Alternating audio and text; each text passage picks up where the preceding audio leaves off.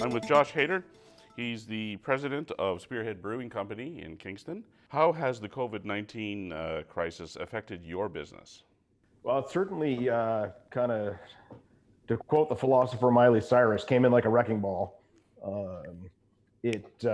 When this first hit, it went from 0 to 100. We went from kind of business as usual to all of a sudden we lost almost 2/3 of our business.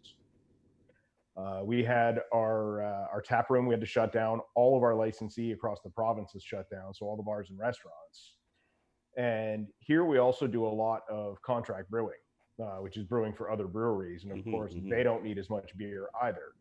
So the only real channels we have left are LCBO, beer store, and our own retail shop, grocery stores as well. We have been doing home deliveries throughout Kingston now as well, which we don't normally do. Okay. Well, that's Normally you can order from our website and we'll ship it to you, but that's not same day delivery, where with the home delivery we've got now, it's within 24 hours. So this is through the website, we can order it and arrange delivery, or we could just phone it in?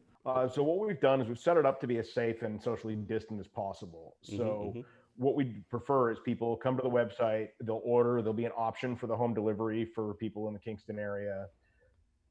When you sign up for the home delivery, basically it'll email you all of the instructions, because we still do have to check ID when we come to the door, but we don't want to actually meet with people face to face. So our people will pick and pack all of your beer with gloves on. They will bring it to your door, and you're going to show them your ID through the window.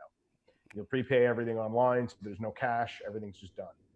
My next question, nicely done, was actually how are you innovating to keep your business afloat? And this sounds like a great solution. We're doing the best we can to keep the retail shop open. We have a lot of employees who understandably aren't comfortable coming in, so we're not asking them to. Anybody who does come in is offered to do so. And in our retail shop, we've put up plexiglass, and same deal. Like if you come in, you're going to tell us what you want, and we've got somebody wearing gloves who's going to package it for you, and we're paying credit or debit only now. Oh, okay. The other thing is we only allow, just because of the physical size of our store, we only allow 2 customers in at any given time. Okay. Luckily, the bulk of the winter's over, so it's not super cold outside.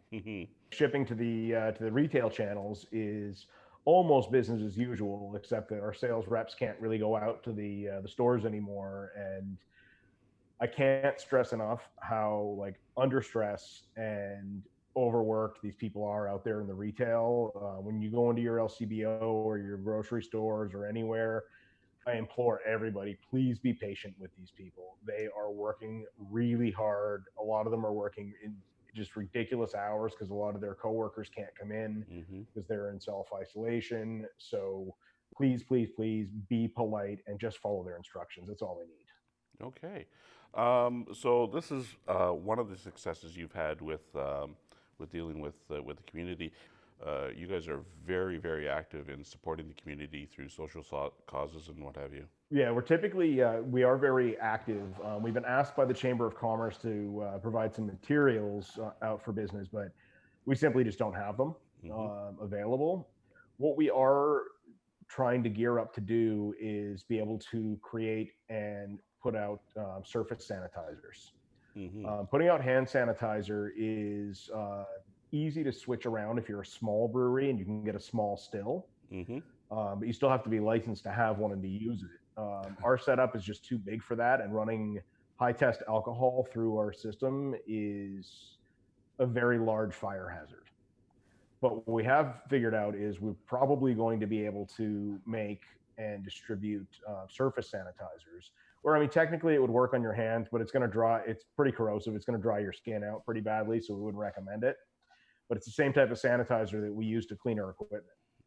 And that so be able to do surfaces, and that's also desperately in need in a lot of places. Okay. Food service, where they're still doing takeout, and hospitals, and pretty much any retail that's still open.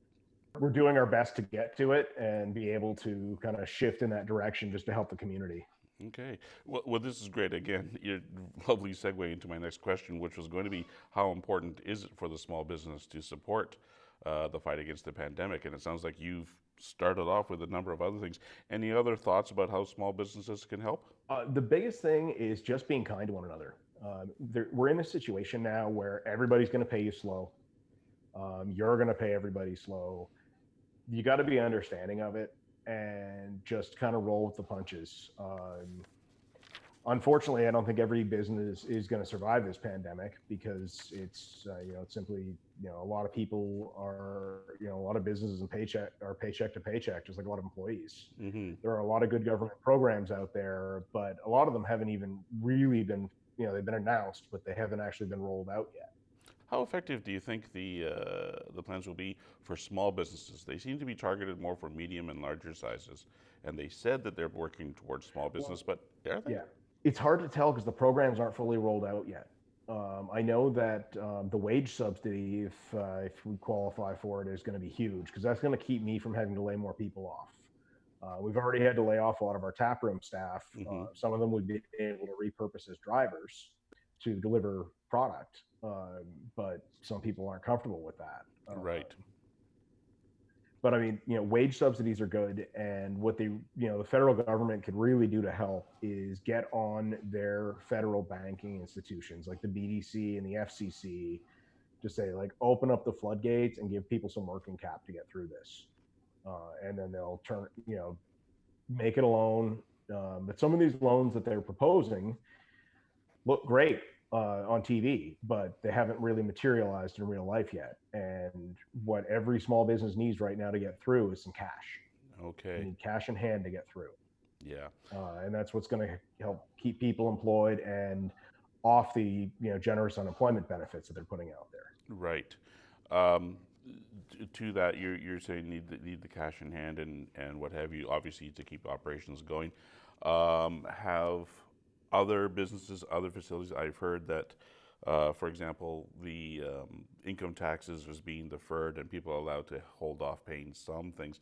Is that becoming more of a widespread thing while everything is being sorted out? Are other organizations, other situations other than government saying, okay, let's sort out your payment plan, let's figure out if there's a delay? Has any of that been of any value? Well, I know, like, I can speak for myself Hmm. saying that, we've got a very understanding landlord who's willing to defer some of the rent until Hmm. this is done. Not everybody has that situation. We also have, a situation where some of our suppliers are able to set up some plans for us because a lot of it on our side is cash flow. When you're dealing with retail as a brewer, it's a 30-day cycle before you get paid from like the Right. LCBO or grocery stores. It's just what it is when you're dealing with big corporations like that. Usually you have your tap room and your bar and restaurant revenue to keep that cash flow moving while you're waiting for your retail cash. And right now we don't have that. So it is a matter of that working capital. So we do have a lot of patient vendors, and we're also, along with almost every other brewery I've talked to, like a lot of us shipped out beer that week before everything got shut down.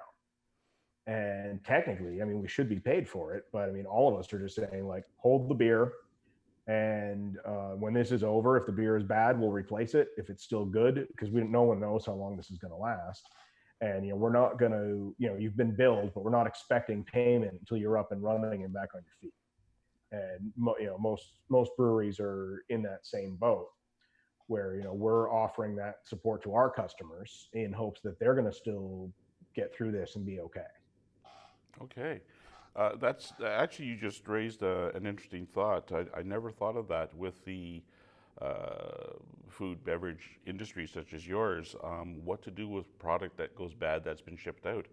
And I guess that's going to be another financial hit that we have to, or you would have to plan for, which is replacing the product that does go bad because through no fault of anybody other than it just expires. I mean, that could be Yeah. pretty hefty for some people. Um, it could be. It really depends on how long this goes on for. Hmm. Any product that's in a keg, it's a really solid vessel for storing beer.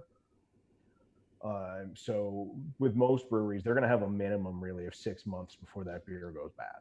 Okay. So, There might be the odd keg that goes bad here or there, but anybody who's got a proper cleaning process when they're putting the beer in the kegs, they've probably got a good 6 months. So, I mean, if this drags on 6 months with the restaurants being closed, you're going to see a lot of them close for good anyway. right. Okay. I know that according to industry stats I've seen, about 3% of food and beverage places have closed. Okay. All right. And they're anticipating another 11%. Just before we go, how has this affected you personally as a small business owner?